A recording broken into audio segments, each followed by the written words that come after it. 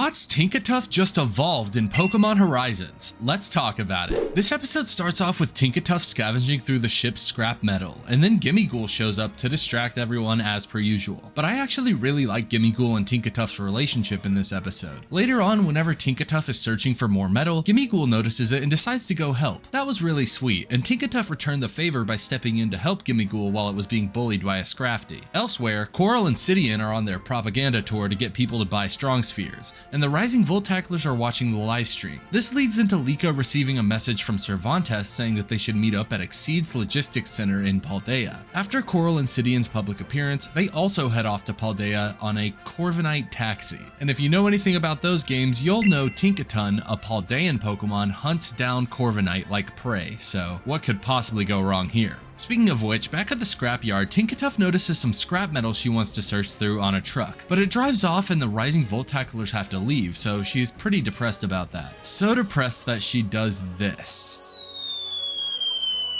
Okay, it was actually because she saw the truck from the ship, so she jumped off and managed to land directly in the truck. That's just insane aim, low-key. And whenever the truck stops, guess what Pokemon she sees in the distance? It's the Corvanite that's currently carrying Coral and Sidian. I think this episode is really good, by the way, and everything starting now is just peak in my opinion. So Tinkatuff rushes off to the crash site and is so hyper-fixated on building her new hammer that she doesn't even pay any mind to the fact that Coral and Sidian are there. That's when Dot shows up, and much like the previous Tinkatuff hammer episode, it's up to her and her Pokemon to protect it so it can focus on building the hammer. Side note, I really love seeing Dot and all her Pokemon's dedication and focus to helping their friends since they know this means a lot to her. And you can tell that even the new team member, Gimmighoul, cares too. I love its determination despite being so small and somewhat incapable at the moment. This all leads up to Tinkatuff finally completing its hammer and evolving. Seeing everyone help it lift up its new hammer was a really great moment and embodies the teamwork theme of this battle. After it evolved, it made quick work of Glalie, using Brutal Swing to smash it like a baseball into the sky.